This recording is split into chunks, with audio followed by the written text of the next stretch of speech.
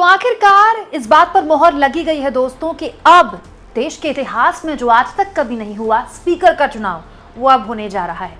लेकिन बड़ा सवाल ये है कि ये अचानक से हुआ क्या, या फिर इसकी पटकथा, इसकी स्क्रिप्ट कल आधी रात लिखी जा चुकी थी। और इसके अलावा मैं आपको ये भी बताने वाली हूँ दोस्तों कि आज की रात प्रधानमंत्री मोदी पूरी की पूरी एनडीए और बीजेपी के लिए आखिरी रात है जिसमें अगर वो चाहे तो इस टकराव को अब भी रोक सकती है। ये सब कुछ तो मैं आपको बताऊंगी दोस्तों, साथ में आपको ये भी बताऊंगी कि ये जो स्पीकर का चुनाव हो रहा है ये दोनों ही इंडिया और एनडीए के लिए अब नाक की लड़ाई बन गया है, क्योंकि दोनों ये जानते हैं, इंडिया गठबंधन भी ये जानता है, एनडीए भी ये जानता है कि इंडिया गठबंधन के पास जो संख्या बल है वो नहीं है, वो अपना उम्मीदवार नहीं जिता सकते। तो फिर इस जोर आजमाइश के मायने क्या हैं और अंत में इस जोर आजमाइश से, कल होने वाले इस चुनाव से किसको क्या मिलेगा, कौन प्लस में रहेगा, कौन माइनस में रहेगा, और कैसे मोदी की पूरी गठबंधन की राजनीति जो उनको अभी आगे चलानी है, जिसको लेकर तमाम तरह की बातें उन्होंने की थी, सीधा वो गठबंधन की राजनीति, वो गठबंधन सरकार के लिए ये चुनाव खतरे वाला हो सकता है। सब कुछ मैं आपको पॉइंट दर पॉइंट तफसील से बताने वाली हूँ। शुरुआत करते हैं दोस्तों कल रात से। अचानक आज सुबह राहुल गांधी मीडिया के सामने आए और संसद जाते वक्त उन्होंने कहा कि राजनाथ सिंह ने मल्लिकार्जुन खड़गे को, कांग्रेस के राष्ट्रीय अध्यक्ष को फोन किया स्पीकर के चुनाव को लेकर, लेकिन कॉल बैक नहीं आया। हमने साफ कह दिया कि डिप्टी स्पीकर का पद तो हमको चाहिए, हम आपके स्पीकर को समर्थन देने को तैयार हैं। यानी कि उस वक्त ऐसा बहुत संभव है कि राजनाथ सिंह ने मल्लिकार्जुन खड़गे को बताया हो कि हमारे जो लोकसभा के उम्मीदवार हैं वो ओम बिरला हैं, हम चाहते हैं कि लोकसभा स्पीकर के तौर पर उनका नाम हम आगे बढ़ाना चाहते हैं। तो खड़गे ने उसी वक्त कह दिया कि ठीक है, हम आपके उम्मीदवार को समर्थन देने को तैयार है, डिप्टी स्पीकर हमारा होना चाहिए। लेकिन उसके बाद कॉल बैक नहीं आया। ये बात जैसे ही राहुल गांधी ने कही, मीडिया के आगे सनसनी बच गई। राजनाथ सिंह को सामने आना पड़ा कि मेरी तो 3 बार बात हुई है। बात तो सही है, राजनाथ सिंह की 3 बार बात हुई होगी खड़गे साहब से, लेकिन कॉल बैक नहीं आया। ये बात, इसका मतलब इस पर राजनाथ सिंह कुछ नहीं बोले। तो राजनाथ सिंह ये बात समझ गए थे कि डिप्टी स्पीकर का पद हो सकता है कि सरकार इस पर सहमत ना हो। अब दोस्तों, जैसा कि शुरुआत से मैं कह रही हूँ, डिप्टी स्पीकर के पास कोई अधिकार ऐसे नहीं होते हैं कि अगर ये विपक्ष के पास चला जाए तो पता नहीं क्या होगा। शुरुआत की जो 10 लोकसभाएं थीं देश में, जब आज़ाद हुआ था देश, तो स्पीकर और डिप्टी स्पीकर सत्ता पक्ष के पास रहता था। लेकिन उसके बाद एक तरह से ये परंपरा बनी, क्योंकि विपक्ष फिर बड़ा होता चला गया, विपक्ष फैलता चला गया, अलग अलग पार्टियां बनी। शुरू में तो एक ही पार्टी थी, बाद में फिर अलग अलग पार्टियां बनी, विपक्ष मजबूत हुआ, तो फिर ये एक तरह से परंपरा बनी कि सत्ता पक्ष का स्पीकर रहेगा, विपक्ष का डिप्टी स्पीकर रहेगा। और अब तो विपक्ष के पास संख्या बल भी था, तो विपक्ष अगर डिप्टी स्पीकर मांग रहा था तो कोई ऐसी बहुत बड़ी आफत नहीं हो जाती है। यूपीए के वक्त भी डिप्टी स्पीकर विपक्ष का रहा था, अकाली दल के पास डिप्टी स्पीकर था। लेकिन बड़ा सवाल यह है दोस्तों कि बीजेपी ने, मोदी सरकार ने, मोदी जी ने इसको नाक की लड़ाई बना लिया। तब जब ओम बिरला को लेकर सहमत था विपक्ष, ओम बिरला को स्पीकर के तौर पर सहमति देने को तैयार था, और ये बात कहीं ना कहीं शायद राहुल गांधी के या फिर इंडिया गठबंधन को समझ में आ गई थी कि डिप्टी स्पीकर को लेकर हो सकता है कि सरकार सहमत ना हो। शायद इसीलिए आप देखिए, अखिलेश यादव जब आज आए संसद के अंदर तो उनकी जुबान भी एग्जैक्टली वही थी, वो बात भी वही बोल रहे थे जो राहुल गांधी बोल रहे थे कि हमको डिप्टी स्पीकर का पद चाहिए। जो बात राहुल गांधी ने बोली वही बात अखिलेश यादव ने बोली। इसका मतलब अखिलेश यादव राहुल गांधी के बीच कल रात को ही बात हो गई। यानी कल रात को ही इंडिया गठबंधन में एक तरह से सहमति बन गई कि डिप्टी स्पीकर का पद तो हमको चाहिए। हालांकि ममता बनर्जी की तरफ से, टीएमसी की तरफ से अब बयान आया है कि हमको तो इस बारे में कोई पता ही नहीं है। हो सकता है कि टीएमसी को इस बारे में ना जानकारी हो या फिर अब उनको जानकारी दी जाए।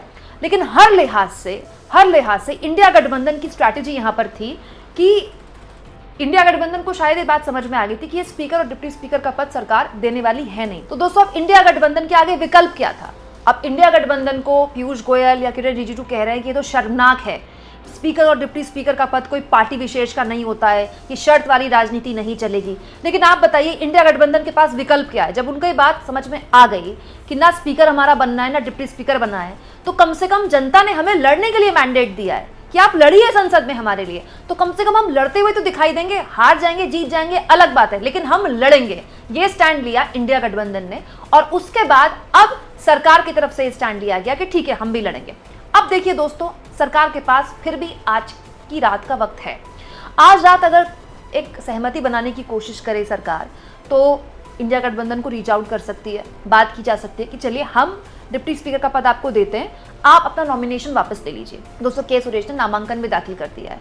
तो अब बड़ा सवाल ये है कि आज रात का वक्त है, इंडिया गठबंधन से सरकार बात कर सकती है और इंडिया गठबंधन मान जाएगा। इंडिया गठबंधन की यही मांग है ना कि आप हमको डिप्टी स्पीकर पद दे दीजिए। सरकार कह सकती है हम देते हैं आपको पद, आप नॉमिनेशन वापस ले लीजिए। बेमतलब ये चुनाव होने का क्या औचित्य है? लेकिन सरकार ऐसा करती है कि नहीं करती है तो खैर बात की बात है। ये तो हो गई 2 रातों की बात। अब बड़ा सवाल ये है दोस्तों कि ये जो चुनाव होगा ना, ये बहुत संभव है कि बड़ी आसानी से सरकार अपने उम्मीदवार को जिता ले, ओम बिरला जीत जाएं और डिप्टी स्पीकर भी सरकार अपना बना ले। या हो सकता है डिप्टी स्पीकर का पद अपने किसी सहयोगी को दे दे, टीडीपी को दे दे या जेडीयू को दे दे। लेकिन इस पूरी की पूरी राजनीति में एक बहुत बड़ा नुकसान सरकार अपना कर रही है, क्योंकि जो कैंडिडेट इंडिया गठबंधन ने उतारा है दोस्तों, के सुरेश, ये देखिए उनकी तस्वीर नॉमिनेशन फाइल करने की। के सुरेश दोस्तों एक दलित उम्मीदवार हैं और हाथ में संविधान की कॉपी लेकर जिस तरह से राहुल गांधी लगातार संविधान की बात कर रहे हैं, ये एक बहुत बड़ा मैसेजिंग जाता है कि देखिए विपक्ष ने जो कैंडिडेट उतारा वो सीनियर मोस्ट तो हैं ही, संसद के अंदर 8 बार सांसद रहे, बल्कि एक दलित उम्मीदवार के खिलाफ एनडीए अपना कैंडिडेट उतार रहा है और दलित उम्मीदवार को हराने के लिए एनडीए वोट कर रहा है। तो ये परसेप्शन की राजनीति में इंडिया गठबंधन को हर लिहाज से सूट करता है और एनडीए को नुकसान पहुंचाता है। अब आप सोचिए, कल चुनाव के दौरान अगर नीतीश और नायडू की पार्टी भी सरकार के साथ रहती है क्योंकि वो एनडीए का हिस्सा है, तो इसका लॉन्ग टर्म नुकसान क्या इन दोनों पार्टियों को नहीं होगा? हालांकि मैं आपको ये भी बता दूं दोस्तों कि इसमें भी कुछ खेल हो सकता है। पत्रकार प्रशांत टंडन ने इस मामले में लिखा है, स्पीकर के चुनाव में दल बदल कानून लागू नहीं होता। स्पीकर के पद के चुनाव में एक बड़ा कानूनी पेच है जो मोदी के लिए परेशानी बन सकता है। विपक्ष की तरफ से के सुरेश और बीजेपी के ओम बिरला के बीच चुनाव होना तय है। अभी फुल टाइम स्पीकर नहीं है, पार्टियों के विहिप नियुक्त नहीं हुए हैं। पार्टियां अपने सांसदों को अपने कैंडिडेट वोटिंग के लिए विहिप जारी नहीं कर सकती। सांसद अपनी अंतरात्मा की आवाज पर वोट देने के लिए आजाद है। मतलब पत्रकार प्रशांत टंडन किस ओर इशारा कर रहे हैं? क्या ऐसा हो सकता है कि पार्टियां, क्योंकि अब विहिप जारी तो अभी कर नहीं सकती क्योंकि अभी विहिप तय ही नहीं है पार्टियों के, अभी तो सांसद शपथ ले रहे हैं। कल भी बहुत से सांसदों ने ली, आज भी बहुत से सांसद ले रहे हैं। तो अगर अंतरात्मा की आवाज जाग गई तो क्या नीतीश और नायडू के कुछ सांसद क्रॉस वोटिंग कर सकते हैं? और अगर ऐसा हुआ, उन्होंने इंडिया गठबंधन के उम्मीदवार को वोट दे दिया, तो ये एक उहापोह की स्थिति या असहज करने वाली स्थिति हो सकती है। हालांकि बहुत जल्दबाजी होगा कहना दोस्तों, लेकिन हर लिहाज से प्रधानमंत्री मोदी अपनी बात से कैसे एक तरह से पलटते दिखाई दे रहे हैं। ये पूरा का पूरा चुनाव जो हो रहा है उस ओर भी इशारा कर रहा है। मोदी जी ने कल संसद में आने से पहले कहा था कि हम चाहते हैं कि सब मिलकर काम करें, सबको साथ लेकर हम चलना चाहते हैं। लेकिन बड़ा सवाल ये है कि इतनी छोटी सी मांग अगर सरकार मानने को तैयार नहीं है, अगर इतनी छोटी सी बात को लेकर भी सरकार इसको अहम की लड़ाई मान रही है कि हम तो नहीं देंगे डिप्टी पद, या डिप्टी स्पीकर की शर्त रख भी कैसे दी, शर्त के बारे में बात करेंगे। भाई अगर सरकार स्पीकर को लेकर बात कर रही है तो विपक्ष डिप्टी स्पीकर को लेकर अगर बात कर रहा है तो इसमें हर्ज क्या है? तो ये एक पॉलिटिकल बार्गेनिंग इसे ही कहते हैं ना। तो अगर ये विपक्ष कर रहा है और सरकार ये कहती है ठीक है हम तो करने देंगे चुनाव, तो हो सकता है कि गोदी मीडिया के लिए एक हेडलाइन बन जाए कि देखिए एनडीए की बड़ी जीत, एनडीए ने अपना या बीजेपी ने अपना उम्मीदवार जितवा लिया। लेकिन लॉन्ग टर्म आप संसद के बाहर क्या एक तस्वीर पेश करना चाहते हैं कि आपके काम करने का सलीका और तरीका नहीं बदलेगा। संसद के अंदर आप जैसे काम कर रहे थे, संसद के अंदर आप वैसे ही काम करेंगे। तो अब तो 2014 वाले हालात नहीं है। सड़क से लेकर संसद तक चीज़ें बदल चुकी हैं। सड़क पर चाहे रेल हादसे हो, चाहे मणिपुर या कश्मीर का मामला हो, या फिर नीट पेपर लीक का मामला हो, सड़क पर सरकार से बहुत मुद्दों पर अपना केवल विपक्ष सरकार से सवाल पूछ रहा है, बल्कि जनता भी सरकार से सवाल पूछ रही है। और यही वो जनता है जिसने विपक्ष को मैंडेट दिया है कि वो उसकी लड़ाई लड़े। लेकिन मोदी जी या फिर उनका जो पूरा एटीट्यूड है सरकार चलाने का, वो नहीं बदल रहा है। तो इससे लॉन्ग टर्म मोदी जी को एक लॉन्ग टर्म नुकसान ये होगा दोस्तों कि हमारे काम करने का तरीका नहीं बदल रहा है। तो जनता में एक परसेप्शन जाता है कि अगर हम विपक्ष को ताकत दे रहे हैं तो ये विपक्ष की सुन क्यों नहीं रहे।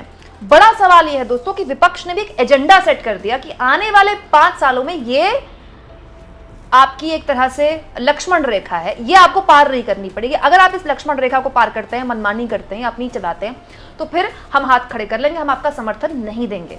ये ना केवल विपक्ष का एक बड़ा दाव है जिसमें उसने हार और जीत को परे रख के अपने आप को दिखाया कि हम आपके लिए लड़ेंगे, हम जनता के लिए लड़ेंगे, हम अपने मूल्यों के लिए लड़ेंगे, बल्कि सरकार को भी एक स्पष्ट संदेश दिया है कि 2014 और 2019 वाली संसद अब आपको आने वाले कुछ सालों में नहीं दिखाई देगी। और दोस्तों, ये जो कुछ भी हो रहा है ना, इसमें हो सकता है कि टीडीपी और जेडीयू आज सरकार के साथ है, लेकिन दोनों ही पार्टियों के लिए भी एक मैसेजिंग है ये कि मोदी जी या उनकी सरकार अगर इतनी छोटी सी बात विपक्ष की नहीं मान सकती, तो आने वाले वक्त में गठबंधन की सरकार में जहां हर दूसरे दिन अपने सहयोगियों की बात माननी पड़ती है, सुननी पड़ती है, कहां उनकी कितनी सुनी जाएगी? क्या लगता है आपको दोस्तों, इस पूरे चुनाव में किसको क्या हासिल होने वाला है और कौन इसमें फायदे में रहेगा और कौन पॉलिटिकल नुकसान में रहेगा? कमेंट बॉक्स में जरूर लिखें और जितना हो सके चैनल को शेयर करें, सब्सक्राइब करें और थैंक्स और ज्वाइन के ऑप्शन से अगर आप चाहें तो कुछ आर्थिक मदद भी चैनल की जरूर करें।